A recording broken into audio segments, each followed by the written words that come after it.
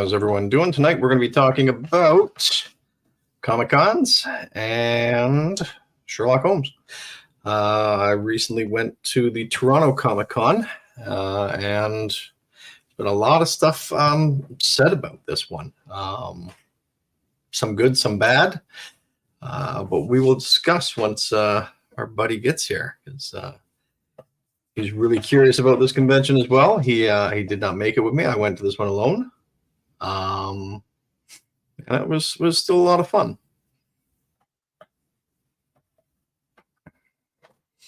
The only downfall for me was the fact that it was in Toronto, and as much as we like Toronto, nobody likes going to Toronto because Toronto is an hour away from Toronto. The traffic is always a nightmare, regardless of which direction you're coming from. So I took the train up for the 2 days that I went. I did get the 3-day pass for the Friday, Saturday, Sunday, but I only went Friday and Saturday because by the time Sunday rolled around, I had a massive pain in my shoulder and could barely stand, it seemed, let alone walk around for hours on a hard, cold, concrete convention floor. So I bailed out on that day, but I had done everything that I wanted to do those days, so it was a fun time.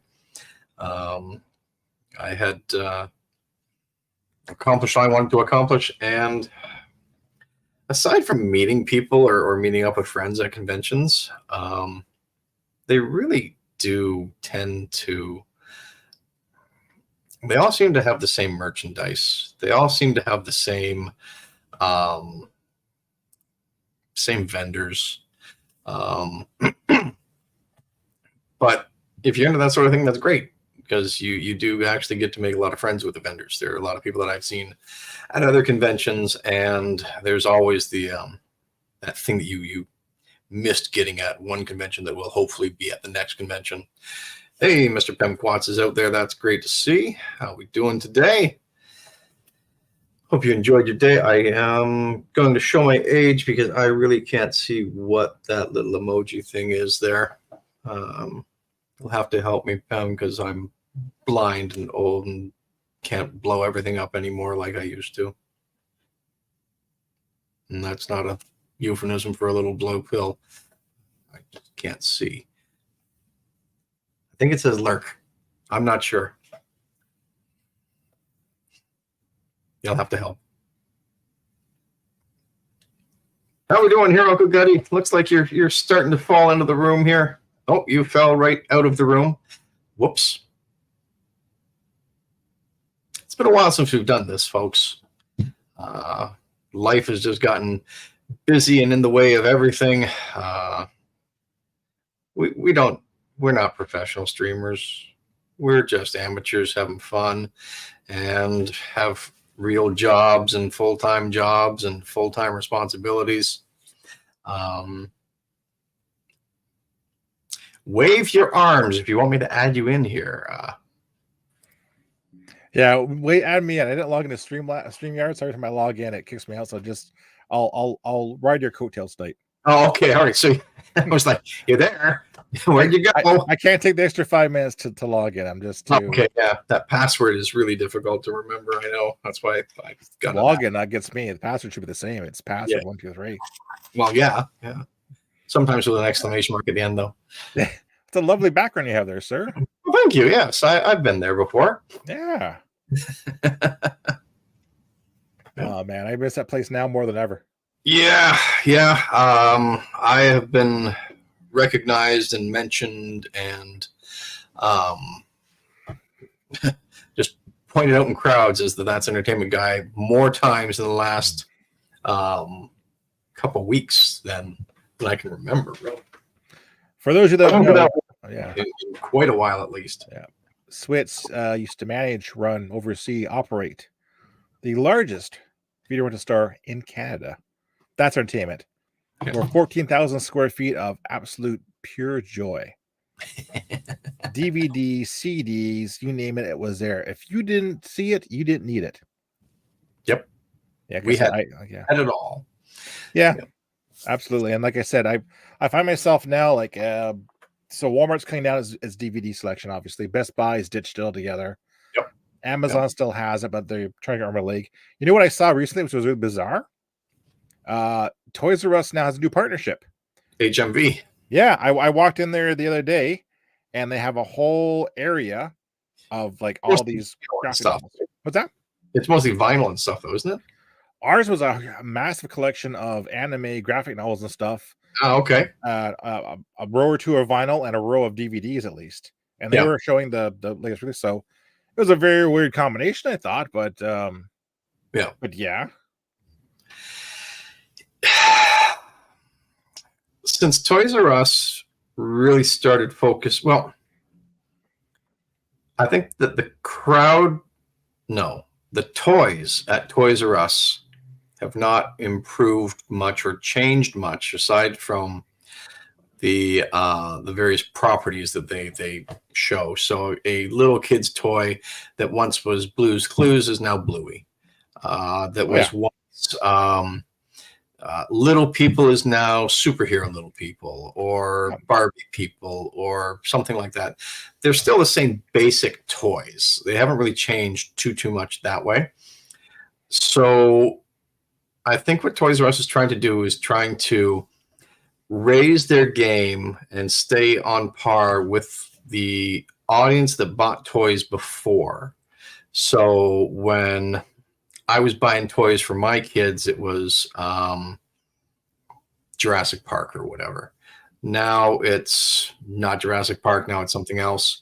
But to keep my interest in buying stuff for kids or keeping my kids' age interest in buying things, they're getting into more of the adult collectible stuff. So they really turned a corner and brought in a lot of like the Funko Pops and a lot of the in-action figures and the retro action figures and things like that to kind of appeal to that older audience.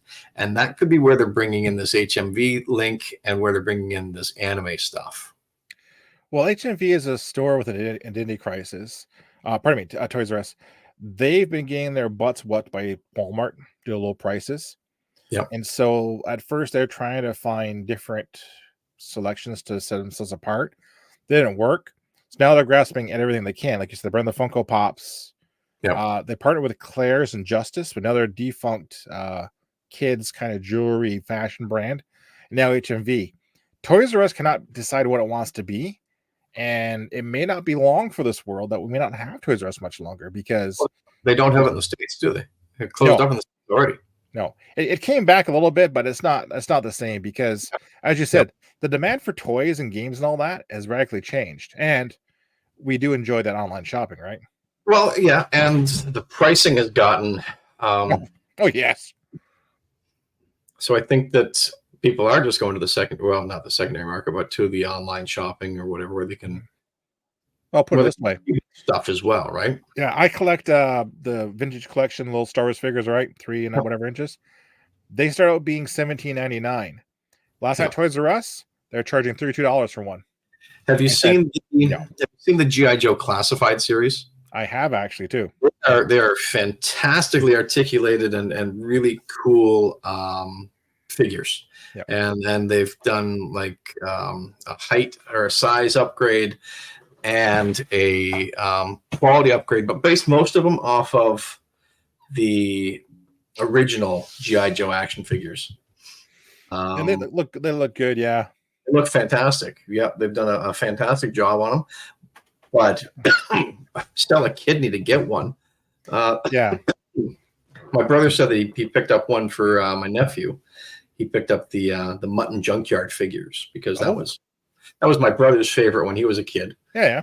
And so he got it for his kids. It was like $60. Yeah, it's insane. And I think, yeah. Well, I do know that with the Star, because I follow the Star Wars vintage collection very closely, right? Yeah. Whoever's making, I think it's making it now, Mattel has or whatever. At first they weren't keen on it, and they kind of basically stopped doing it. Now they come back around. Now they're trying to price themselves out of the market. They think people are going to pay them. They're trying to peg warmers, we call them. They'll sit on the shelf forever until they drop to $12 for clearance. Yeah, which does suck because there are two figures I really want. They're the Boba Fett animated style figures. They're like from the thing. Cartoon or whatever, yeah. but I'm not paying $32 for each for them. That's not going to happen. Yeah. So, yeah. So, my friend, I heard you went to Toronto Comic Con. I did go to Toronto Comic Con. You're not the only one, too. I heard other people went. I'm kind of curious to see what your thoughts are on it. Well, I started to mention it before you got in there. That I went and I went to this con alone. I enjoyed it. I enjoyed myself, but I'm maybe a bit more of a mature visitor. I don't need someone to go with me or whatever. I kind of enjoyed going and just going at my own pace or whatever. Mm-hmm. I didn't need to have a gaggle of people with me or whatever there to go to this one for the first time. It was kind of nice to be able to go and just see people and run into people that I had met at previous conventions, like the Doctor Who people and all that stuff. Yes. Yeah. But I didn't have like a some of the friends that I knew that did go, they went in a troupe. And then there's the cosplay pressure to do all the stuff that you're doing there. I didn't have that. I could just go and wander around and do whatever I wanted to. And if I didn't enjoy the place, I could leave. You're not linked to anybody else going or whatever and all that stuff, right? I'm not criticizing our trips to Niagara Falls. Don't worry. I'm just saying, man. If you want to go solo, I'll find some sexy woman to go with. Yeah, I know you would. Yeah, you got a wife. but like I said, I'm just saying, like this one here, it was kind of fun to go alone, just to see it, to scout it out because this is not Fan Expo, folks. This is another different con, a smaller con. It's Fan Expo people. Yeah, so this was in March. So would Fan Expo be about 6 months away, September, roughly? No, it's the end of August usually. It's the last weekend. So basically, a nice 5 months away. A nice biannual cycle going on. But anyways, please continue. Yeah. They weren't very big on the celebrities. There were only about a dozen or so. There were probably 20 of them. But far less than Niagara Falls. But the X-Men animated series cast were only there on the Friday. Really? And they were only there on the Friday, and then they replaced their tables with everybody else that was not there because nobody else was there really on the Friday. On Friday, you had the X-Men cast, and you had Dennis Lawson from Star Wars, and a few of the other sci-fi guests. The girl from Galactica was there, but the Star Trek people weren't there. A bunch of other people weren't there yet. They came in on the Saturday, so it was kind of nice because they didn't dedicate a whole lot of space to them. They had their little area, and when half of them left to be replaced by the other half of the guests on Saturday, it was pretty seamless. There was a total of 20 guests, believe it or not, all said and done. Yeah, that was a guest then. Wow. Yeah, so you're right. It was basically right. They got basically said 7 of them were the X-Men 97 and so only on Friday. So technically, if you remove those 7, there's probably 13 other guests Saturday, Sunday, if that or whatever. Aside from all the artists who were there anyway, but they were in a different area. Yeah. But you know what? Of those 13 guests that were there, I thought that was pretty strong because they were quality guests. 1, 2, 3, 4, 5. You know that there was 6 out of the 12 I would see. I'll tell you what, there was 8 I would probably consider seeing, but there was easily 4 I had to see. So very impressed by that. The X-Men cast were good. They did a panel and all that stuff. Yep. I wanted to meet Allison Court, who was the voice of Jubilee, and also Lynette the Clown, Big Comfy Couch, and who I've interacted with on Twitter a bunch of times as well. And this is a really cool person, really fun to talk to. Big sports fan. Apparently she was late getting to the show. So there was a bit of a line for her autographs and pictures and all that stuff. So I got in the line or whatever, and the little usher kid said, hey, they're going to a panel at this time. They might not make it through the whole line. Well, okay, you know what? I'll take my chances and see what happens. because I had nothing else going on that day. It didn't matter. Right. Exactly. Yeah. I mean, and I must admit, with 12 guests, you had time to wait, really, which is nice. exactly. So I went and waited in line and chatted with the people in line and all that stuff until we got up to the front. And right before I got up there, it was time for the panel, and so she left. So I waited the half hour, whatever it was, before because the convention was quite crowded. Excuse me. Was quite crowded. It was. I heard that. Very congested. So I didn't mind sitting off to the side and having a breather there for half an hour or whatever. Would have been nice to put a chair, but well. From the two people I talked to, that was their main complaint. They found it very congested and very uncomfortable. Yeah. So I did my autograph and all that stuff and talked to her when she got back. That was great. There was also the woman who was the voice of Jean Grey in the X-Men animated series, Natalie. Yes. Yeah. Yep. She also, she also was on Forever Night. She was the nice. Okay. She was the org attendant. Nice. And I was like, really cool. So she was cool to talk to. Then I saw Dennis Lawson, got the autograph there. Got your autograph. Thank you very much. Yep. With Antilles himself, Yep. And he was really cool to talk to. Aside from those three people that day, there was no one else I really had a great interest in seeing. So that's not usual. This Friday is usually a slow day, right? In the con. Yeah. To be honest, if the X-Men cast weren't only there on the Friday, I probably would have only went the Saturday. Good point. Yeah. Very good point. Yeah, because everyone else was there on the Saturday, Saturday or Sunday, pretty much. Because the big guns were there Saturday, Sunday, basically. Yeah. So Saturday I went back and did the thing and got saw the Star Trek crew and Star Trek cast from Strange New Worlds. Yep, they had Anson Mount, Ethan Peck, and Christina Chong, I heard, yes. Yep. Christina Chong was fantastic. She was awesome. Very and awesome to talk to. And all these celebrities are so appreciative of talking with people. I like that to hear that. When you talk to them on a regular person level, when you don't just gush and fanboy and fall all over them, they like talking about real things. They like talking about, hey, where do you want to go? What are you doing for dinner tonight? Oh, have you been to Canada before? Have you been to Toronto before? Have you done this stuff before? They like it when you take an interest, it seems, which is nice. At least these ones that I've spoken to did. Especially when you find some of those pet projects they worked on, you can talk about. I really enjoyed that. Yeah.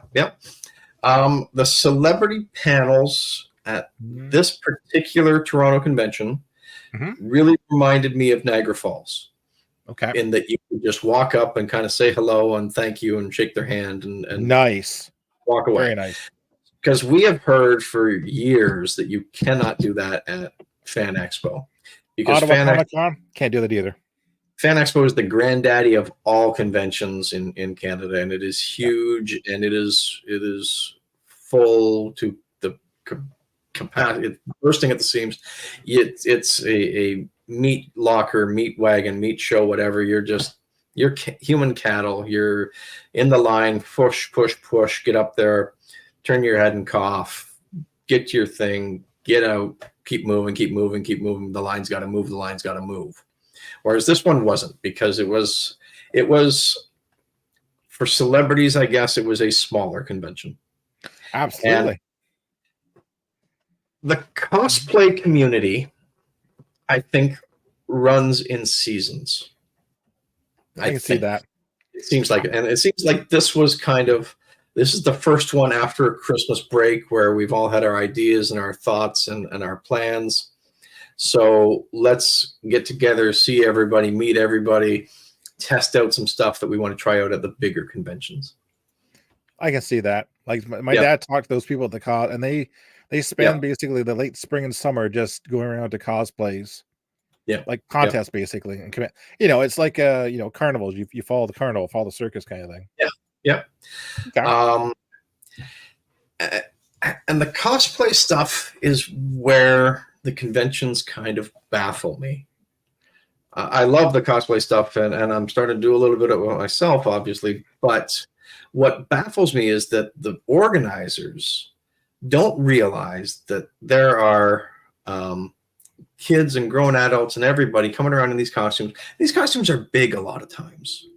They put so much work and so much effort and talent into making these things that you've got people with gigantic angel wings coming off their back that are like 4 feet in the air. You've got people with 3 foot long cardboard swords and things like that walking around these aisles, and they want to be at these conventions not just to show off their costumes, not just to meet their friends, but to buy from the vendors and see all the vendors, because a lot of the vendors, it's all handmade craft work, not simply bought off the shelf and bought it from a supplier and resold. So make your aisles a bit bigger to accommodate all these people that are coming to your conventions and are having a hard time walking through the aisles. And they're giving or they're causing a poor experience for a lot of people at these conventions, because if you're in a convention, you're in a costume store, your costume could get ruined by somebody walking into you. I know. If you're Niagara Falls were kind of narrow last couple of years. Yeah. If you're not in a costume, you could bump into somebody and have your day ruined that way as well. I think they need to work on the spacing out of all of these shows and these aisles.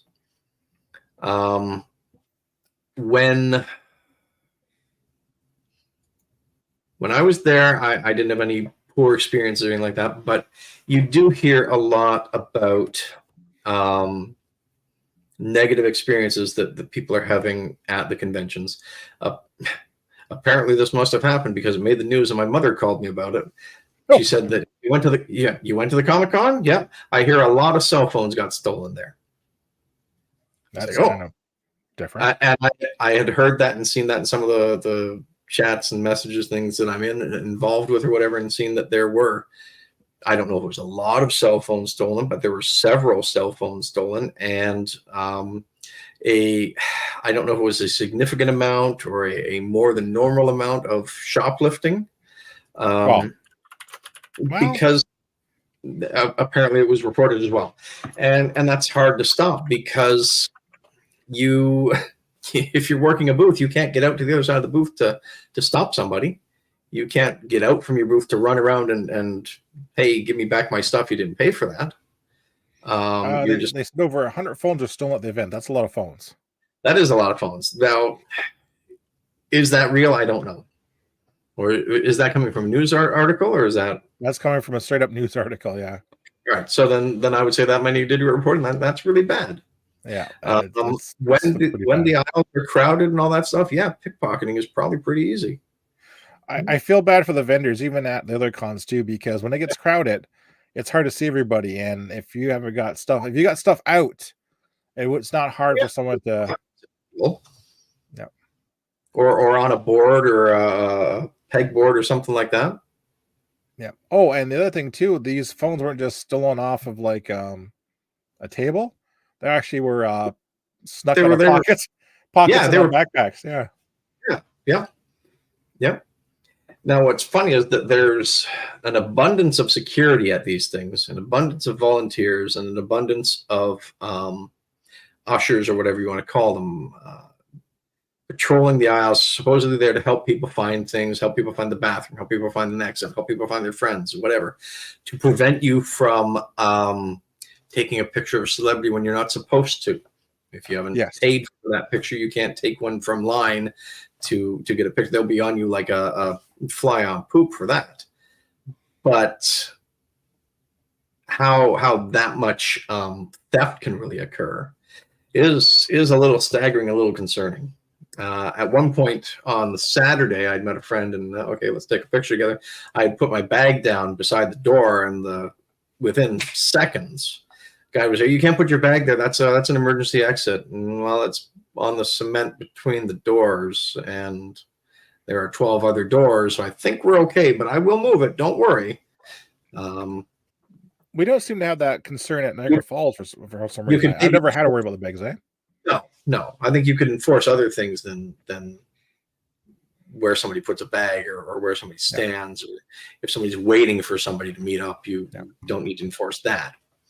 The other complaint I guess I had was it was very difficult to get into this place. I heard that too. I came from Union Station, and it was great because the convention center is connected to Union Station by the Sky Bridge, so you can just stay inside and walk all the way across there, or so I thought. So I walked across the Sky Bridge and went through the maze of Union Station to get to the convention center, went down some stairs and then went up some stairs. It was at the top level, and you can see the convention floor, and then you have to go down an escalator, and then outside, down 6 feet, into another door to then go up another escalator. Oh, okay. So not quite a direct path. Because you know what was blocking your path from doing that? Was a little rope barrier thing with people saying you can't do that. Why can't you just walk straight across? They only want one entrance because they want to pay for 2 entrances. Yeah. Well, no, you could have just walked straight across. You didn't have to go out the door and in. It was like you could see the door you had to go in from where you went out. It was silly. They did have the bag check on the other side of that door, and I guess they had like the prop weapon check outside. But in which case, send the people with the prop weapons outside to get their weapon checked, or just set up another table a little closer to the wall and do it there. And you didn't have to have anybody go outside, because this was March 15th. It was still pretty cold out. It wasn't sub-zero temperatures or anything like that, but it was chilly.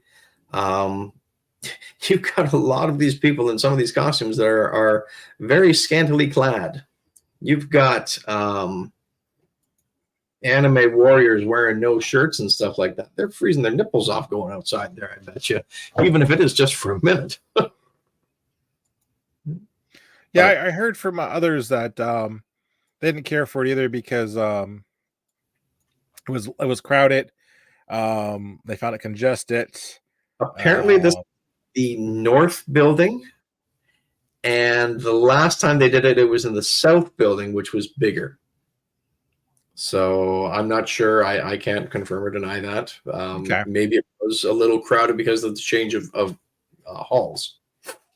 I'm looking at the floor plan. The floor plan looks crowded, right at the top kind of thing there. So no surprise there. Yeah, there were no easy ways to get downstairs to go see some of the panels and things like that. It was a little confusing. I mean, they know what the questions are. They should have people ready with the answers. Like, yes, you're going in, you just go through here and you go down there. Yes, you come in through here, you go down there. Come in through here, go down there. Yep, you sound like a broken record, but it makes for an easier experience for everybody. Yeah, considering that this is the first time they run this one. I can't remember. I don't know. No, they've run this one for quite a while, I think. Okay, and they've done the Fan Expo, so they should be used to this like 100%, like doing this way kind of thing. Yep, the Fan Expo group should be the top of the top, the professional. But you're also hearing about a lot of harassment and stuff like that goes on at these conventions, and that they kind of seemingly turn a blind eye to. A lot of the taking of pictures without consent and things like that. Judging what I'm seeing online here, I probably would not attend Toronto Comic Con. There's a lot of negative press about the thefts, the pickpocketing, the harassment, just totally basically out of control. There's a sorry, go ahead there. Event staff too is also a lot of complaints about that as well too, basically. That from the vendors themselves and from the attendees. So it's not exactly something I'd be rushing to go back to see. I should talk to Aaron Reynolds from F&M Birds, just to see what he says or what he has to say about it there, because I'm a good point. Sure he's done the convention before. Okay. Yeah. And there's also a problem too, I guess. Like you talked about going up and coming back down, basically. Yep. People with accessibility issues raised a Yep. huge complaint about that as well too. So Yep. it was like not a well received con. The organizer basically just said that you're all liars. That was their response, basically. Yeah. Yeah. They will. Right. Yeah. Yeah, we take great Oh, care to manage the crowd flow while it made sure the event was busy. It was over capacity. There was a yeah. few events with theft, but nothing major. Some They phones were just displaced, you know. Yeah. Somebody said that the fire marshals were in on Sunday to check exits maybe and to check and make sure that they weren't over capacity. I don't know. Yeah. Because again, All in all, I though, did. it didn't sound like a very good experience. If like I must have you going solo and focusing on just a few guests probably was your Yeah. best bet, basically. Yeah. I personally had fun seeing the people that I wanted to see. But after a while, it was like, you know what? I don't need to be here still. I've talked to the people that I want to talk to. I've met the people I want to see. I've bought the merchandise that I want to buy. I've ran into the friends that I wanted to talk to. A few I missed, but well. Not exactly. Yeah. Like I said, it's tempting. The price looks good, the location looks good, but I don't Yeah. know. I heard a lot of negative experience. Like I said, I probably want to go to my way to go to it. That's for sure. Yeah. I'm curious to the celebrities are what would draw me in next year. I was gonna say that would be the big the big Lynch. draw. Yeah. Yeah. What I did really kind of like about this one was that they were all Comic-Con guest level. Yes. They didn't throw like a whole horror series in there, and they didn't throw in like a lot of. There were no wrestlers. No wrestlers, no sporting athletes, no. I was on a record album cover kind of guest stuff like that kind of thing. Yeah. I appreciate that. Yeah. There is an account on Instagram now. Let me see if I can show this. There we go. Let's Make Cosplay Safe. It's a group that's trying to help organize, trying just to alleviate some of the harassment and the pains of the conventions for a lot of people. They're doing a program, a thing. I can't think of the word. We'll call it a program. An initiative where they're going to give out like a pink armband to people so that they can find somebody who is a safe person to talk to or to hang out with if they're feeling in distress or anything. Such as like if you're having an anxiety attack or if you think that somebody pickpocketed you and you don't feel comfortable going to the event people. But check them out on Instagram if you can. They've got all their messages up there and stuff like that. You can see what they're all about. It's been a common problem across multiple cons I've read over the last 10, 15 years. Yeah. They've even been asking basically for cons to put forward a code of conduct and enforce a code of conduct. Yeah. And even Niagara Falls Comic Con has a code of conduct, but it's very weak. Oh, like I said, they want basically zero tolerance for people caught harassing stuff like that. Like I said, I do feel sorry for people that are in that position, like being a white male. It's not something I have to experience. But I understand where other people are coming from, and that does really absolutely suck. Yeah, it does because we're going to these things to have fun, and you don't be bullying anybody for their costume or bullying anybody for anything. You don't need to be body shaming somebody for their costume or for anything. You'd look great in that costume if you dropped a few pounds. That sort of stuff. There's no place for that. You don't need that. Yeah. But like I said, though, it's disappointing because I thought the guests were pretty attractive. Like the list was really good. Yeah. And like I said, that would be my determining factor next year is if I like the guest list or whatever, I would maybe go just for a day for that and little else. Makes sense. I don't know if I would really do the rest of the convention experience. I don't think I would go in a costume or anything like that. I think I would maybe just do a get in, get out sort of thing. Yeah, I can see that. I would still probably stay for the whole day, because if you're going there, you might as well. You will Exactly, have, especially you especially will- coming you- from a distance, right? yeah, yeah. But to do the whole 9 yards, it might not be worth the headache and aggravation. No, exactly. Yeah, yeah.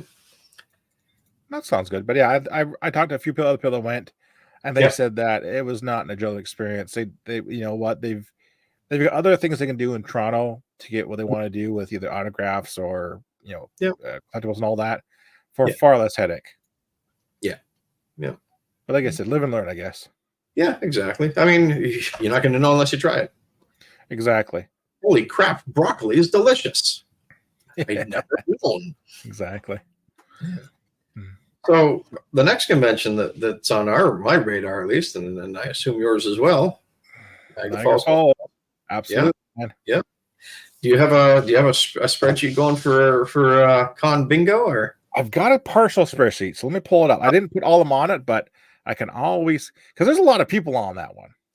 Yeah, yeah. Let me see here. I'll pull it up here.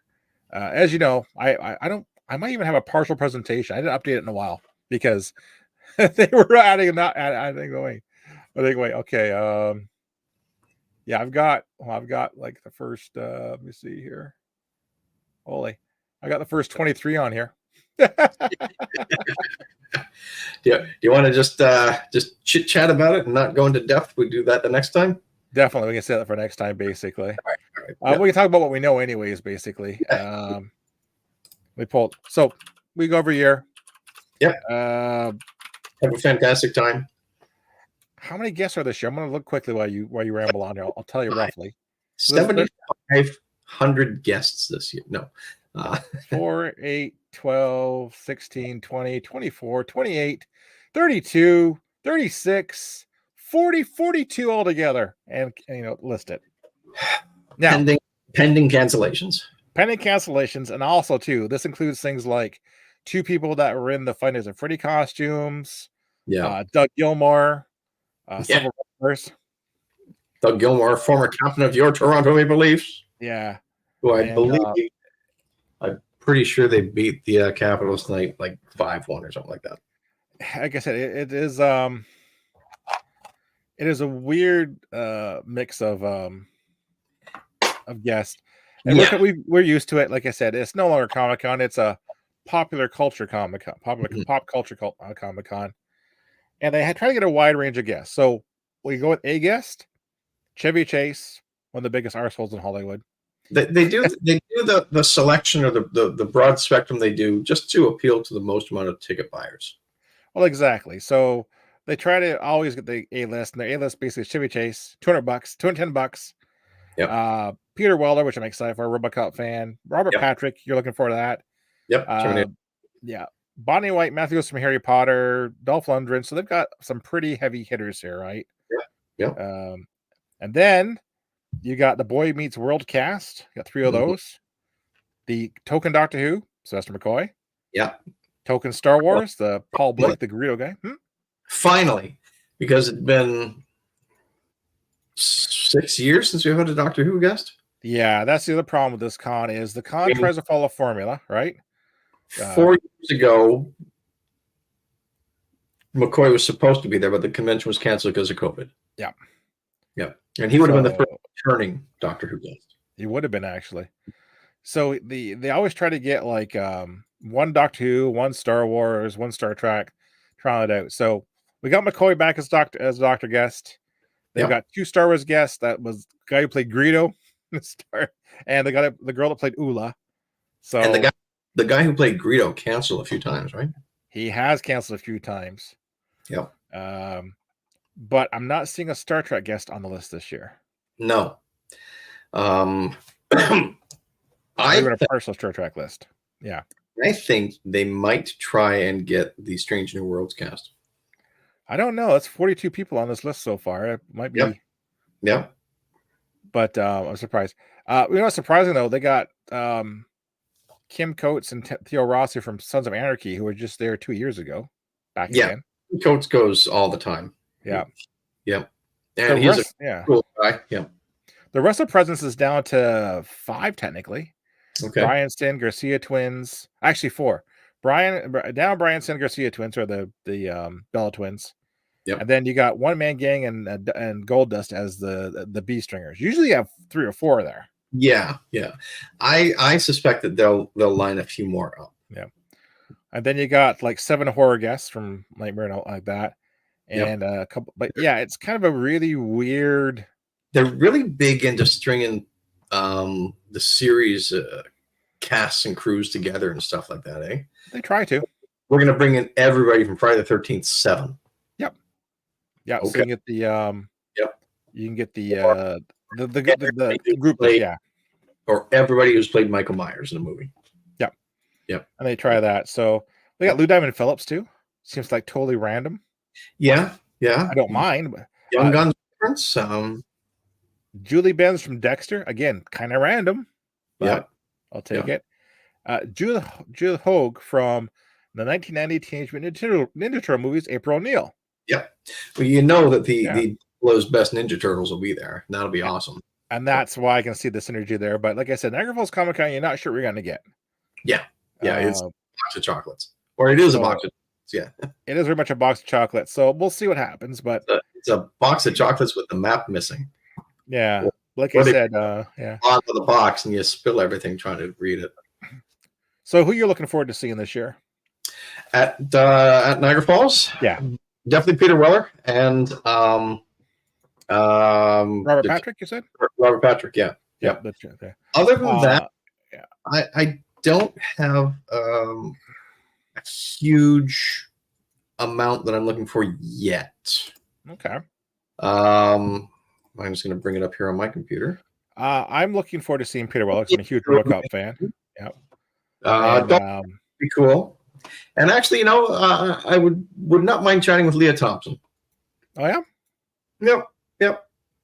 I wouldn't mind RoboCop and Edward James Olmos. I'm a huge Battlestar Galactica fan. Yep. So those two are going to be my go-to because I think I'll spend my autograph budget. Yep. Definitely Sylvester McCoy. Femi Taylor, Ula from Star Wars, could be interesting because they are going to have the largest Star Wars set or whatever at this one. They're going to have like a full-size Rancor. That's what they said. So that could be really interesting. You know, that's going to be a really interesting photo op. Yeah. And you know what? That might be kind of interesting to do. That might be kind of fun. Lou Diamond Phillips is a wild card. If he's reasonable, I might get an autograph from him. Yep. He's a wild card, but don't care about the Harry Potter ones. Don't care about the Spider-Man voices. Yep. I will have to see Sylvester McCoy. Yep. But the rest, I'm okay. I got something to show you here. Hang on one second. Okay. Maybe even Kim Coates though, because he's always good to talk to. Yep. Absolutely.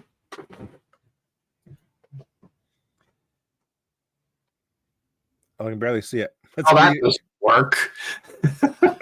It's green screened out, my friend. Yep. What is it, dare I ask?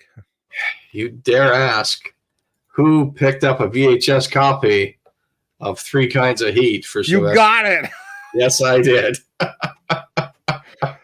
don't know how you got it, but that's impressive. He's gonna crap his pants when he sees that. When we saw Sylvester McCoy the first time, I said, "Oh, I remember seeing you in this one movie called Three Kinds of Heat," and his face just dropped. He said, "Oh, I've had more turkeys than Christmas." Yeah, you really kind of killed his momentum on that one, but yeah. He's gonna appreciate that one. I think so. Yeah, but even the like I usually see a horror guest for my daughter because she's little one's into it, but even them none of them are screaming. Like I saw Doug Bray last year, Pinhead, which was excellent. Yep. So I don't know. They've got, like I said, over almost 40 guests, but none of them, like I said, it's not like, oh my gosh, I'm gonna have to actually figure out who I'm gonna go see. I pretty much figured out who I'm gonna go see. Yeah. Like they've got a Friday the 13th cast reunion. They got a Texas Chainsaw reunion. They've got all this stuff. Yeah. But it is still kind of, what is it, March, April, May? There's still time to get a few more guests in here. Oh, and there's still time to get a few more cancellations. Surprisingly, cancellation. there are no cancellations on the board yet. No, because this is pretty much the first convention of the summer season. I think you might get more cancellations this year, just because this is the coming off of the strike and all that stuff. When they weren't working. So if they've got work now, they're going to take it. Yeah. Usually we get one or two, but I'm not seeing a guest on here who are known to cancel. Except for the Greedo guy. Yeah, well, yeah, that's kind of interesting. He's still on board. Yeah. Chase gets the money up front, so he's not canceling. No. But yeah, because we know we can see who's gonna cut bait. I'm not seeing anybody here, but you never can tell coming to the summertime. Well, unless someone on Air Canada again. Well, yeah, but they also have to go back to like record dialogue and stuff like that, so you never can tell. Yeah. But I'm surprised we haven't had any kind of nonsense, at this point. Yeah. Which is too early for nonsense. Well, it'll happen. Yeah. Don't worry. But yeah, so that's pretty good. But like I said, not much from a perspective of like attractions. I think they're gonna have look quick here. The guy's bringing back his props there. That Phil Diamond got, whatever kind of guy. Yep. He's bringing his stuff back. Yep. Let's see here. The basilisk from Harry Potter will be there. Yep. Another good photo op, of course. We see that one coming. Yep. Family Truckster just popped up. What? The Truckster, the car from National Lampoon Vacation. I see another. I see another. Put up there. DeLorean will be there again. Yep. Bill Diamond. Yep. Time. So. Yep. Yep. Doctor Society. 501st Garrison. Ghostbusters. Yeah. Buffalo Turtles. But yeah. So nothing really major. Nothing yeah. I wouldn't mind. The real life Peter and Lois Griffin are new. I see that. Now he's got a companion. Yeah. I might go see the Hollywood movie thing there, because the Bill Diamond stuff's always good. I've had a lot of fun going through that. Yep. But I don't know if I get my picture. I might get my picture in the Truckster. Have to see. Yeah. Only because my dad would call me Rusty when we were on vacation. So come on, Rusty. So, but no, it should be a pretty good thing. I just hope they get their entrance problem sorted out, because again, they have the same problem on Saturday. It gets choked. Yeah. Well, that's why we sleep in a little bit. Just wait in line anyways. Well, like you said, we do the 3-day con. Also because we're old. Yeah, we do the 3-day con, and we have our plan. Friday is scout night. Yep. We go down, we scout, maybe get a few things that may not be there Saturday, Sunday. And anything that you see that's bigger or more awkward to purchase, whatever, bring it back on the first day. Saturday is the autograph run, and Sunday is basically get your last chance deals. Yep. The good news is I'm off Thursday, Friday, and Monday, dude. So there you go. All right. I actually loiter around a bit more. That should be good, though. Yeah, good. Okay. So what else did we want to talk about tonight? Sherlock Holmes, my friend. I got a hard stop at 11 because Taya sleep in the basement. And they said, "Are you done by 11? Because I'm old like you, and I have to go to bed early because I'm a little girl." Stick her on. She can be a guest presentator. I asked Sophia if she wanted to be on. She was like, "Can I be on the camera?" You can be on the camera. But I thought Sherlock Holmes. Oh, she's out there. They're playing shy. But I thought Sherlock Holmes, because I know you are a big Doctor Who fan and a biggest Sherlock Holmes fans. I know. Yep. So I thought it would be a lot of fun to get into that. You got the Deer Stalker. I do. I really need to put my actual green screen back here again one day. I need to get a better one that goes up and down, because I'm tired of putting mine up. Yep. But yeah, Sherlock Holmes, the world's the consolidated detective, whatever. Fictional detective. Yeah, absolutely. Yep. Who everyone thinks is fictional. Well, some people, they said that at one point 56% of university students thought Sherlock Holmes was real. Yeah. Which was pretty impressive. Yeah.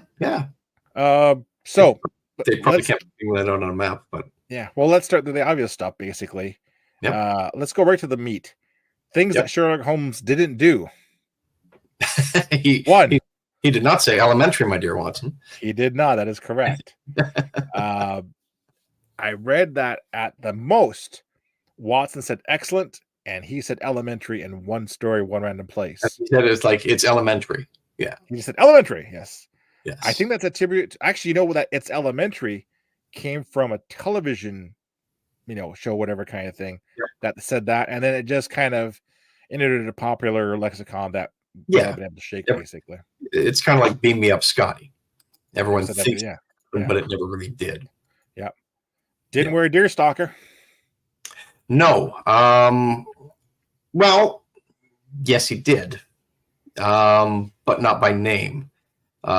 Sidney Paget, the artist, was doing the pictures for the Strand magazine when they did them, and there was one scene where he was just told he was wearing a close-fitting cap, and so he did, like, the ears will fold down on your. So that's how it came about that way then. Yeah, but it was never. He never said he put on his deer stalker. No, he just was described as wearing a close-fitting cap or whatever in one story. Didn't smoke a pipe either. Yeah, it did. He was a great tobacconist, or a knowledgeable tobacconist, and prided himself on his knowledge of all the ashes and mixes of all the tobacco, so he could trace a criminal.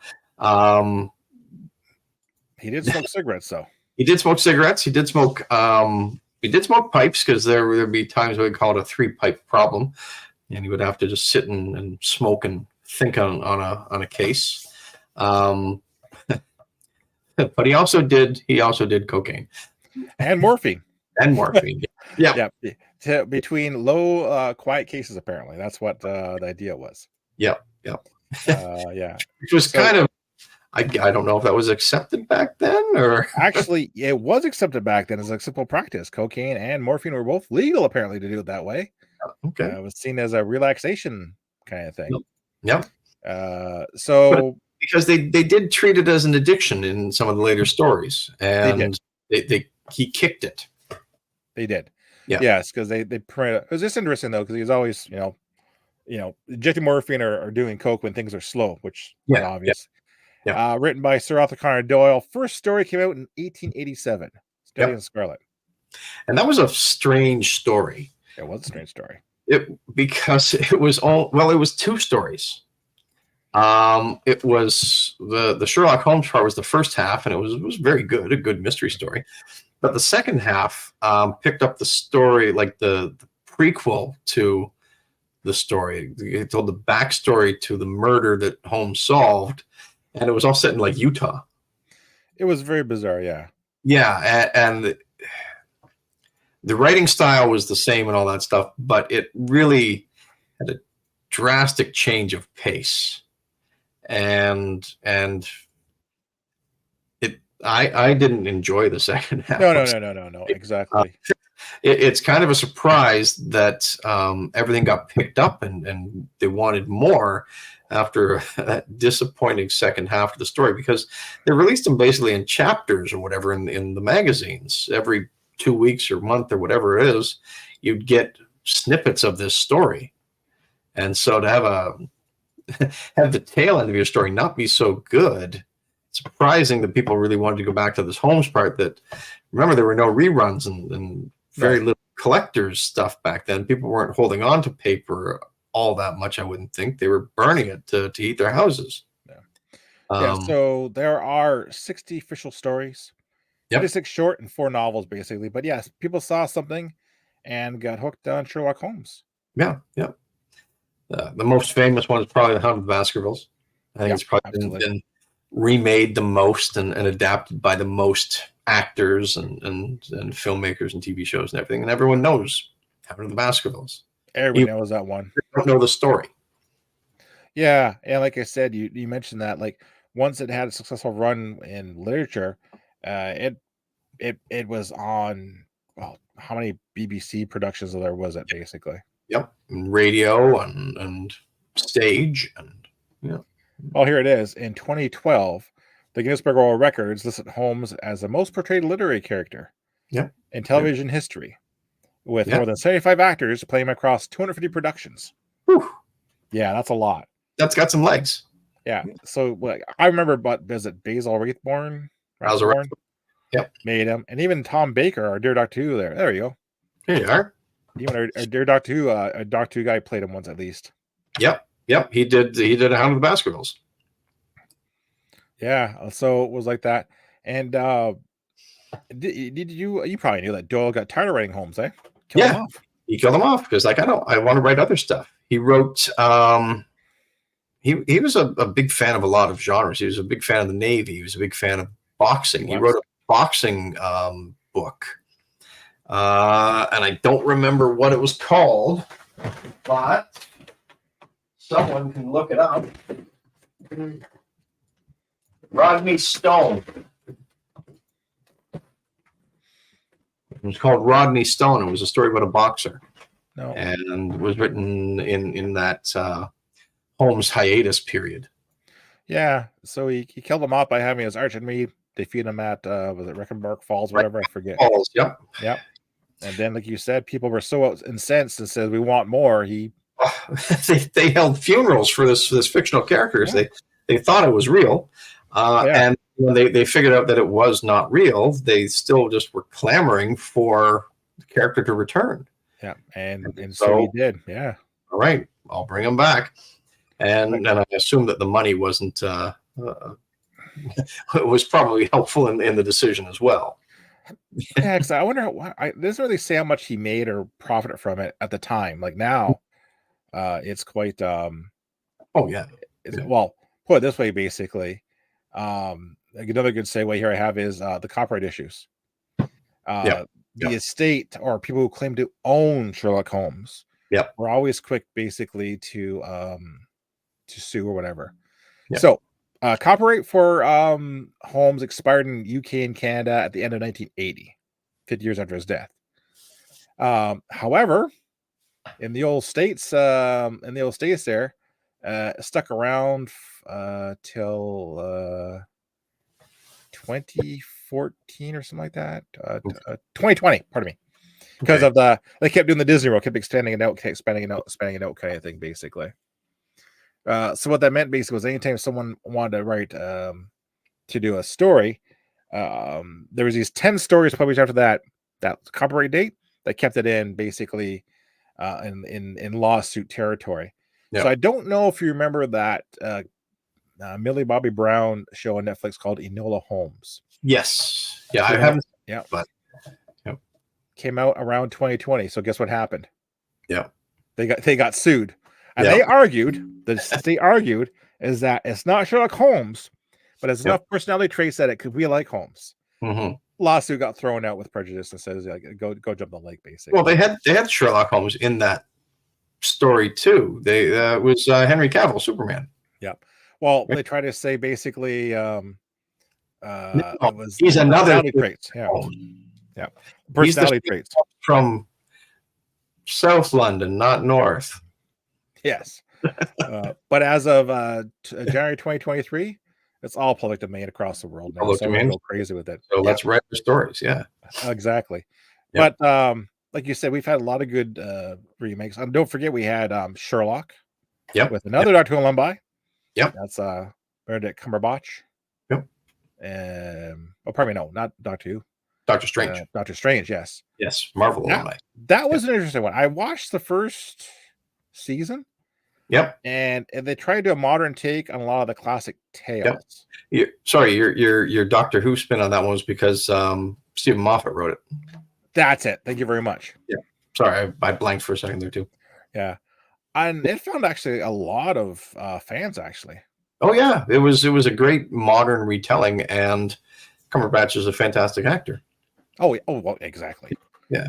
Like just like he felt like the modern Holmes. Yeah. Like it felt like Holmes in the modern world. And the funny part was, and this happens a lot too, basically, is you try to take a classic character and put them in modern times, it doesn't work because they're like, for example, now there are cell phones and all this other police forensic stuff and all that. So how do you outsmart Sherlock Holmes kind of thing, right? Well, when the internet is available. Yeah. exactly, and the show does a great job of doing that. I was Yeah. very impressed by it. Yeah. Um, There's also Elementary with Johnny Lee Miller, eh? The New York, the American, the American one, yes. modern telling, which with Lucy Liu as Joan Watson. I've heard about good things about that one, actually. What was nice about it, or what I thought was nice about it was a good way to get a weekly or bi-weekly or whatever big dose of modern Holmes, because they only did 3 episodes a season for the Sherlock series. Okay. So you're waiting a year after only getting 3 episodes, because the Sherlock ones were basically mini movies. They were 90 minutes each, right? Yes. If you wanted more, then you watched Elementary, and it was your pretty standard crime show. They didn't rely, they relied heavily on the mythos, but they didn't really strictly adapt a lot of the stories. No. There were characters taken from it, and themes and whatever, and ideas, but they didn't go like story for story. No. As Sherlock really did take a story and updated it immensely, but really stuck true to what happened in the original novels and things. It did, actually. I've got a totally random thought for you. Okay. This is stuck in my memory for a long time. There was a movie, a made-for-TV movie in 1987 called The Return of Sherlock Holmes. Okay. The plot was a long-lost American descendant, don't ask why, how, of Watson, pardon me, a long-lost ancestor, Watson, finds a cryogenic capsule containing Sherlock Holmes and thaws him out. And she works for the FBI. Of course. And he helps her solve a mystery and all this kind of stuff. Meant to be a launching for a series and all that. Of course, But it never got picked up. It was actually pretty decently said. Yeah. I do remember the part that Holmes was trying to do a lot of his deduction. Yeah. But then he actually caught on saying, "Let me guess, this the modern world does this now." It was kind of good. It just stuck with me for some reason. Yeah, interesting. You remember Young Sherlock Holmes with Steven Spielberg? I do remember that one. Again, that was a launching point for a TV series. And I think they did make a series in the UK, but it didn't last very long, I don't think. I want to say that was the first use of CGI, but I can't remember. Well, the first use of CGI that I remember in cartoons was The Great Mouse Detective, which was also a Sherlock Holmes story. The film is notable for including the first fully computer-generated photorealistic animated character. Okay. And composed of elements from stained glass window. Yeah, I remember that one popped up. Yeah, it was fun. It was different. It was different. Yeah. 64 out of 100 on Rotten Tomatoes. You could do a lot worse. Well, yeah. Like Sherlock Holmes' smarter brother. Yes. Which I still don't mind. It's okay. Gene Wilder. Yeah. Exactly. Yeah. Speaking of movies, do you remember the Robert Downey Jr. movies? I do. I do too, but you know what? I thought they were fantastic. And then I thought they were great. And then, you know what? I just never thought of them again. I enjoyed parts of them. I thought that they were a little too Guy Ritchie. Well, it's Guy Ritchie doing it, so what do you expect, right? Yeah. But there was a little too much style and a little bit too much green screen and a little too much. I'm going to focus on the backlighting of the sets and all that than there was story. Okay. And Robert Downey Jr. is a great actor, but at the time, he was just still Tony Stark. And he became Tony Stark, and Tony Stark became him. And his Holmes was a little too much Tony Stark for me. Just not with the technology, obviously, but he did do some stuff, but with the wit and the attitude and stuff like that. Because Sherlock Holmes is not supposed to be a funny character, an emotional character. He's supposed to be Spock. Yes, that's just true. Yeah. That cold detachment to solve the crime and just to worry about the crime, not really worry about the victims or anything, but just to solve the puzzle was what drove him. Hmm. I thought movies were quite good, quite entertaining. I thought the main problem for me was the way they portrayed him and his relationship with Adler, was Yep. totally not the way it was to the books. Yep. So there And was who had no appearance really in story number 2. no, and that was interesting to say the least. Anyways, Yeah. uh, Yep. both films were very successful, made a Yes. lot of it at the box office, Yep. Yep. and believe it or not, there was a third one planned, but COVID third one was planned, but they kept kicking it down the road, and then COVID Yep. came along and really Yep. kicked it down the Yep. road. Yeah. Yep. Yep. So just kind of surprised that they're still talking about it. I guess Robert Downey Jr. really, really, really wants to do a third one. So yeah. Yeah. Yep. Yep. Yep. Yeah. So, but like I said though, I must admit that the second one I was not in love with. I'll tell you that much. Yeah. Yep. Yep. Yeah. Do you remember Peter Cushing? Peter Cushing being Sherlock Holmes? Yes. Yep. He did it a handful of times. He did it 3 times, I think it was. He did The Hound of the Baskervilles with Christopher Lee. Yep. Who was Sir Henry Baskerville. And he did a TV series from the BBC. Oh, really? Yeah, it was, I want to say like probably a dozen episodes or something like that. Okay. But they were like it was like in the BBC literature hour sort of thing. Oh, okay, like Masterpiece Theater. Sort of, yeah. And they just like adapted stories, and that's what that picture's from there. That one there, I believe. Okay. Yep. He did a movie, Masks of Death, a TV movie, and he also played Sir Arthur Conan Doyle in a Houdini movie. Wow. Because Houdini and Doyle were actually really good friends in real life. Okay. They did a show. We had it on Global up here, but I can't find it anymore, called Houdini and Doyle, where they solved things together or whatever. But they were friends. Friends and somewhat rivals, because Doyle really believed in the supernatural. Yes, and wanted to pierce the veil and talk to the dead and all this stuff. And Houdini did not believe in it at all. He was a debunker, and I think they probably came at odds with each other about that at times. But yeah, it was an interesting relationship they had. Okay.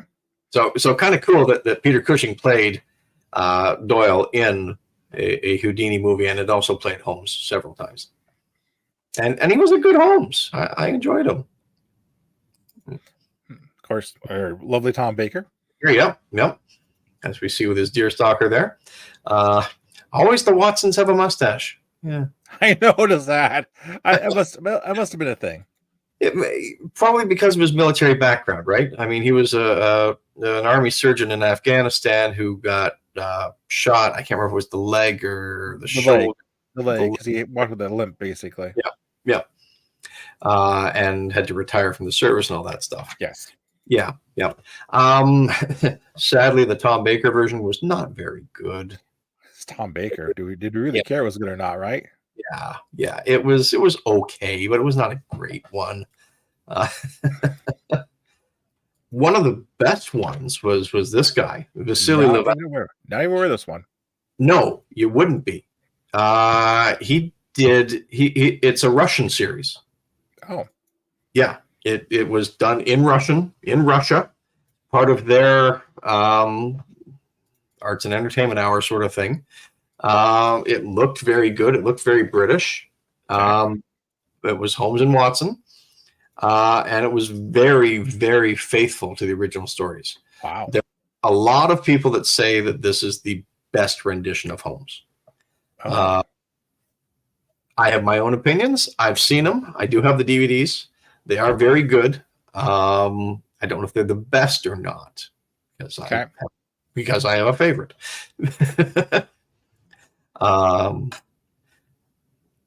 Do we count Brent Spiner as playing Sherlock Holmes? I would. Yeah. I don't care if it's small or not. Those episodes in the holodeck where Data played Sherlock Holmes with Geordie. Did he play it twice or just once? Twice, I think. Twice, yes. Yeah. I would like to see Spiner as a Sherlock Holmes as not Data, basically. Would you say that Spiner played Holmes? Would you say that Data played Holmes? Data played Holmes. Yeah, and it was a fun rendition. It was really fun to see this actor playing the character, playing another character. Like I said, I thought this was one of the most clever. Yeah, because like I said, it was an android playing Holmes. and nailed it because he had the logic and everything down pat, and had the emotion because he couldn't have emotions. Oh, exactly. So I 100% that would count. Yeah. It was a very fun, and I bet you did not expect me to put that one in there. I was not expecting that one at all. Basically, I was like, oh, yeah. Robert. I forgot about Sir McKellen. Yes, he did. I think he only did it once, and it was an older Holmes, a retired Holmes, who's struggling with dementia and memory loss and stuff. It was the big quest was for the royal jelly from some Japanese bees to kind of hopefully help him keep his faculties about him or whatever. But he still solved some mysteries along the way, and it was a good performance, really good show. It was just bizarre, right? Like but good. Yep. Matt Frewer. I don't recall that one. He did, I want to say, a series of 3 TV movies. Okay. They weren't very good. Okay. Well, not probably why then. Yeah. But he's a good actor, and I do enjoy him. But these were not that good. Do you think it could be because what I would consider the Timothy Dalton Bond issue? He was too young to play Holmes at that point. No, because he did these in, I want to say, like the late 90s. Okay. Like way after Max Headroom. 2000. I see Hound of Baskervilles. Okay, yeah. Sign of 4. Late 90s or early 2000s. Wow. Yeah, pardon me. He did one in 2000. They did the Sign of 4, Royal Scandal, and the Case of the Whitechapel Vampire. Yeah. For the Hallmark Channel. Yeah. Well, that says enough right there, basically. What are their ratings? They don't even bother telling you that one. Royal Scandal doesn't say nothing. They have some really bare bones entries here. Yeah. Different from the novel, though, unfortunately. Yeah. Frewer's portrayal, who almost was largely criticized. Yeah. Canadian production, though. Yep, he's a Canadian actor. Okay, Hound of Baskervilles was a Canadian film. Yep. Okay, here we go. Frewer portrayal, Holmes largely criticized. Normally eccentric and rubber face, allowing critics to call his adoption of Ace Ventura version of Sherlock Holmes. Oof. Yeah, I could see that. Yeah. And I've sat through almost all these things. Yeah. I know. It was Frewer trying to. I know what he's trying to do with it, but no. Yeah. Then you get your Benedict Cumberbatch. That guy captured it. Yep. Like the emotion, the apparently cold, motionless, right? Yep. The sociopath or the high functioning sociopath. The high functioning sociopath is definitely there 100%. Yep. And he loved the role.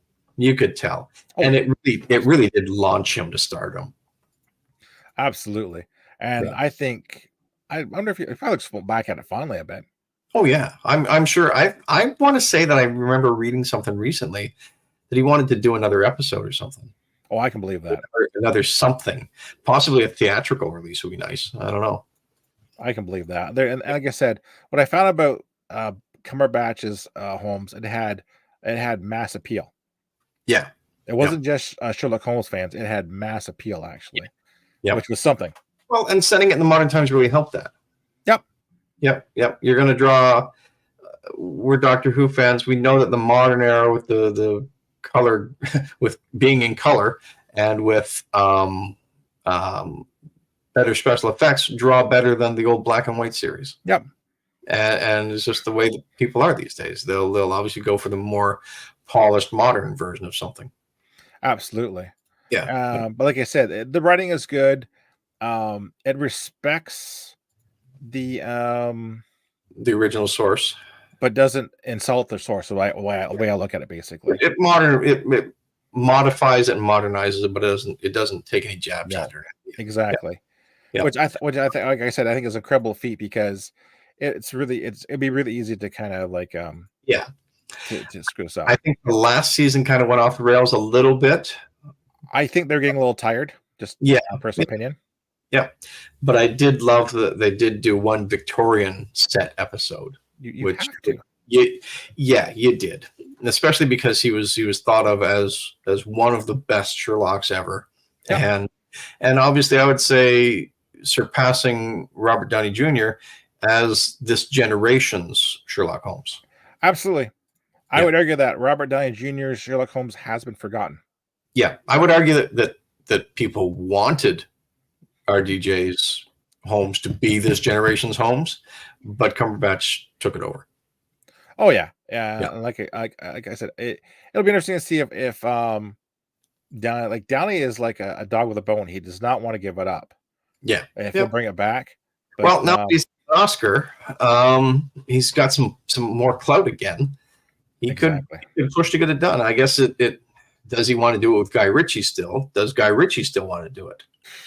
That could be the loggerhead there too, right? I think you kind of have to do it with Guy Ritchie, I think. It could be that Ritchie doesn't want to do it or doesn't have the time to do it, maybe. Who knows? No, that's true too, actually. Yeah. I mean, if both need the other person to do it and the other one's busy. Yeah. And like you said, Cumberbatch at the point now where he has enough stroke to command that he doesn't need Ritchie. No. He could do it, he could probably Downey, you mean, yeah. I'm just thinking that maybe doing it without Ritchie might refresh the series a bit. Yeah. I do know that Downey Jr. has a good relationship with another director that might be able to swing in there if you remember the name Jon Favreau. Yeah. I don't know if I want to see a Favreau Holmes, though. I don't know if we wanted to see a Favreau Iron Man or not.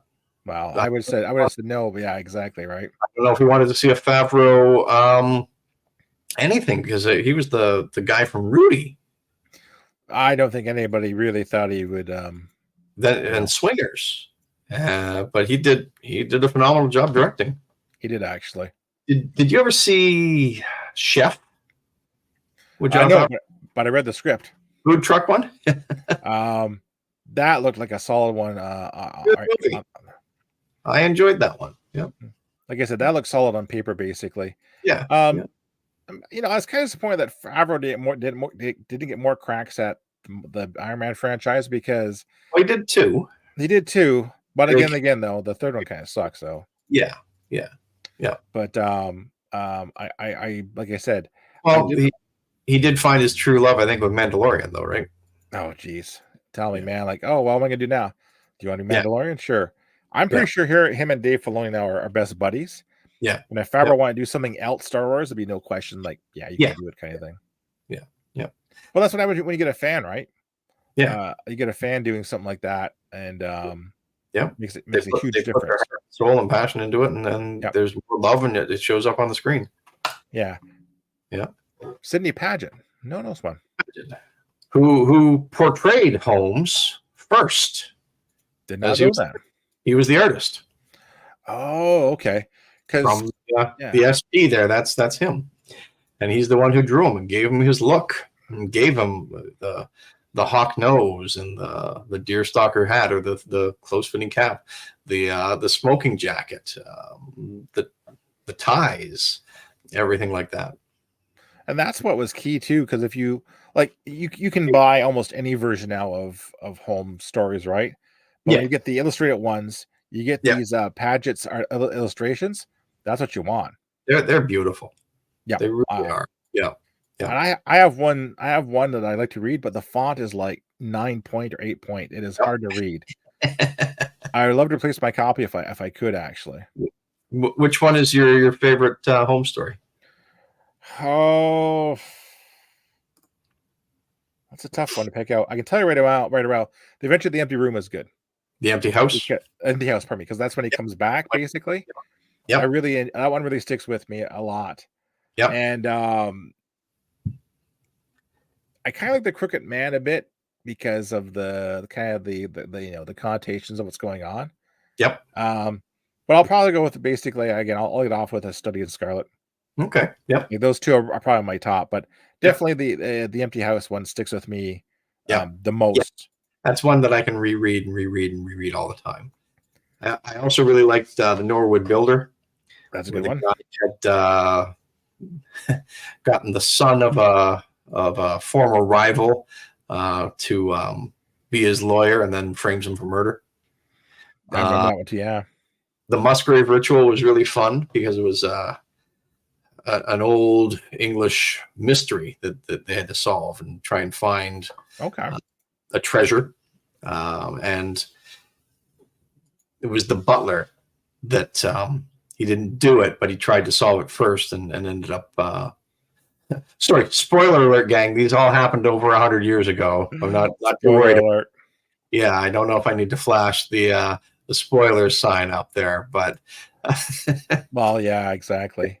but was a really fun story. There's so many. I mean, Man with the Twisted Lip was really cool, where the guy became a beggar professionally and hid it from his family. Yes, I remember that one.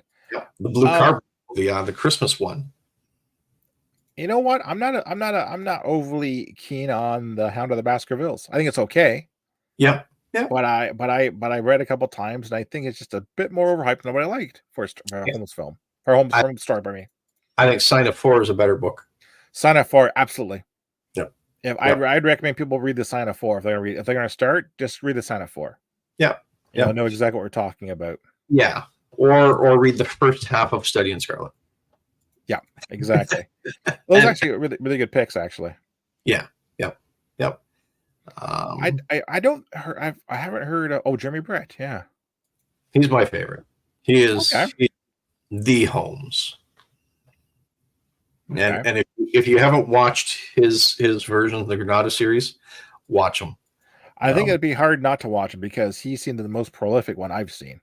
Yeah, he did it for quite a while, and towards the end, his health was declining, and you could see it on screen.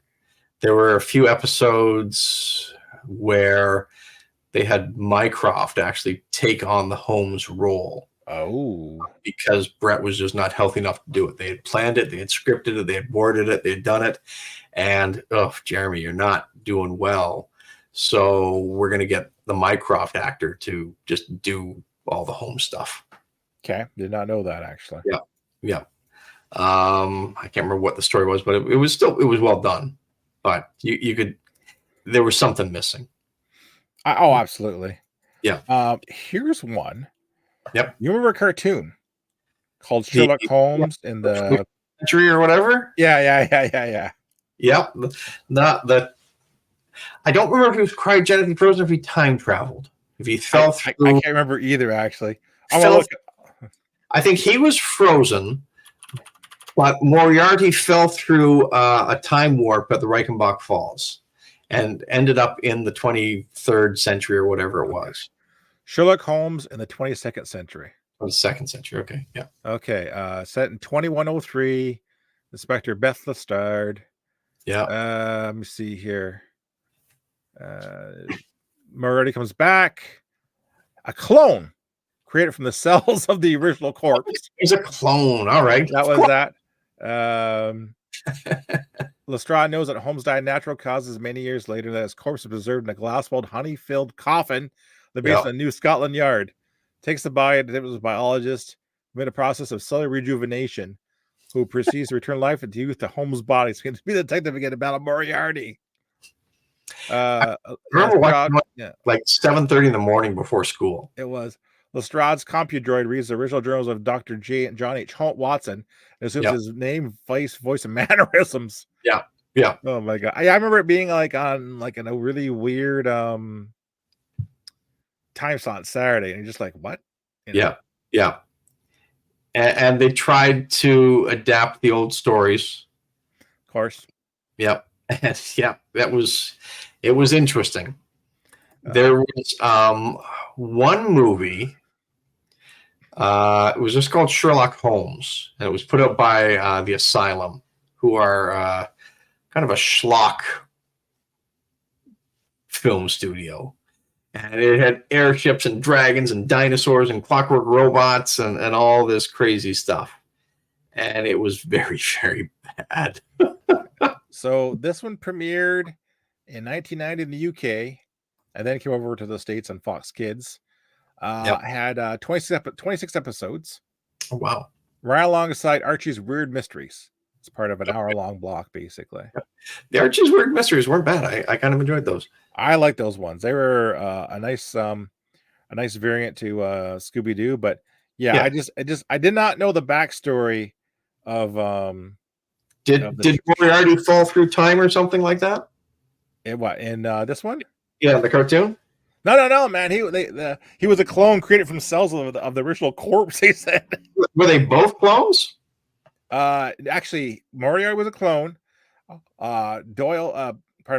Sherlock Holmes' body was stored in a glass coffin encased in honey in the basement of Scotland Yard, and they used cellular regeneration technique to bring him back to life. All right, of course. I guess we'll have that in 2104. Yeah, I was like, what? You know? Okay. I just tuned in and saw them fine. That's all I actually saw. So yeah. But that is absolutely bizarre, dude. Yeah, that's all I can remember from that one. Yeah.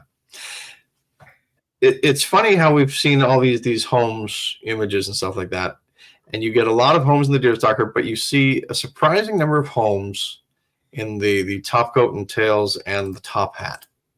Oh yes, how it pops up in that, and it's not as famous a look, but it's a nice look because it does appear in the drawings. It does appear in the drawings. Yeah, like in Silver Blaze and some of the more political stories where he has to Bruce Partington plans and things like that. I think so. You're right. Yeah. Things like that, where he's dealing with members of government and members of the royal family and things like that. Excuse me. Which is funny because in the books he was always wore the same stuff. He didn't give a rat's butt who he's talking to. Yeah. There was one movie with Christopher Plummer, Murder by Decree. Oh, now you're going way back. And that was a Jack the Ripper one. That was a very cool one. And I wonder if there was pressure on Doyle to actually maybe write a Jack the Ripper Sherlock Holmes story or not, or if because it was, we don't know who it is, or we do know who it is, and was it Prince Andrew or some member of the royal family suspected, that they just kind of squashed all that stuff. It's a good question, actually. Because it happened around 88, so that was basically the same year that Sherlock Holmes premiered, basically. Yeah. So, but you know what? I bet you Jack the Ripper made Sherlock Holmes popular because it was true crime. Yeah. So that's what probably got it going, kind of thing. Yeah. Final thoughts, my friend? Final thoughts. Everyone out there, read a book. Yeah. Read a Sherlock Holmes book. Read one. You see Gutenberg's son showed off all his friggin' Star Trek novels? Yep. The nice thing about Sherlock Holmes is that, there are novels, but there are a plethora of short stories. And you can read these in a 20-minute, half-hour session, whatever. You can also read them in any order, too.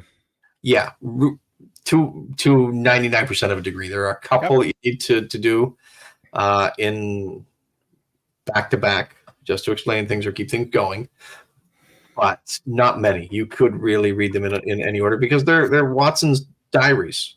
Yep. So they're just, here's the diary I'm going to publish today. Here's the one. Here you go. Exactly. And like I said, that's how I got started. I just picked up a random book and started reading about it, basically, which was nice. Yeah. They're very rereadable, pardon me. Yes. Yep. I've got a bunch of different volumes of them. I got one for Christmas years and years ago from my great aunt and great uncle. I also got a children's version of three of them, 3 books. Do you know? Yeah, and they were like, they dumbed down the language a little bit and things like that, and didn't make it so old timey English, and they sped the story up a little bit. Okay. And they were fun. I remember having those as a kid. Yeah. I wouldn't mind seeing. Well, no, scratch that. I wouldn't mind seeing. I was gonna say I wouldn't mind seeing basically an animated Sherlock Holmes like graphic novel. Yeah. But I think the more I think about it, it's the texture, it's the text and the story that really sells it. Basically. Yep. Yep. Yeah. So I just thought about that. Yeah. Yeah. Just watch Great Mouse Detective again. Absolutely, it's a good one. I'm gonna go hunt down that friggin' Sherlock Holmes of the 22nd century just because. Yep. When you're down here in June, we can watch some Russian Sherlock Holmes. I would like to check that out because you know what, I can vaguely remember it. I thought it was kind of bizarre, but I heard of the same thing. Is that this is the Holmes portrayal you want to see? The real stuff is People say that he's the best. I believe that the guy got like honorary citizenship or something like that, or look him up here. Yeah, Russian Sherlock Holmes. Vasily Levanov. Yeah. Received honorary membership of the Order of the British Empire. Go figure. Yeah. So a lot of people liked him. That's awesome, actually. Yeah. All right, my friend. Well, yes, this was fun. This was good. It's good. Stretch our legs and stretch our vocal cords and stretch a little bit and all that stuff again. What do you want to talk about next time? Yeah, what do you want? I don't know, man. I can talk about anything. I'm trying to think. Anyone else got a topic we want to hear about? Anyone? Bueller? Think of something. You can balance it off me, basically. About John Hughes, so we can't talk about Bueller this time. Yeah. We'll think of something, basically. Like I said. Oh, and by the way, if you get a chance, watch the new X-Men cartoon. Yeah. It is one of the few shows I'm watching week by week. Usually wait for them all to drop. I'll watch them as they come out because they are pretty top-notch. When do they drop? Oh, I think they drop Thursdays. Okay, that's does Disney not listen or think? It used to be Wednesdays. Do they not come to us for suggestions? You know what they need to drop these things? Is Saturday morning at 10 o'clock, 9 o'clock in the morning. So you can sit there with your bowl of cereal and watch them, just like you did back in the day. No, so I think they're dropping on Thursdays or Wednesdays. Yeah, that's wrong. They should be dropping them Saturday morning for cartoon time. If I were to get in, that's when I would watch it. I would want to watch it when I watch the originals. I guess so, Switz, but who knows? I'm not a streaming master, so. All right, my friend. All right. Thank you, everyone, for watching. If you're out there, take care. We will talk to you all in the future. Maybe I'll get my green screen set up so I don't fade in and out like a freaking ghost all the time. Woo! I got my set too. It's fading in and out too. So, but yeah, until the flip side, we'll talk to you all then. Yes, indeed. Good night, Michael. Thank you for stopping by. Hope you enjoyed the chats. Hope you enjoyed the our takes, and hopefully learned something and picked up on a home that you might not have heard about or had thought of or had come across your radar. Yeah, absolutely. Yeah. All right, Tom. Catch you later, dude. Yep. Cheers. Take care, everyone. Thank you, and we'll see you in the future. Bye. Bye. Night.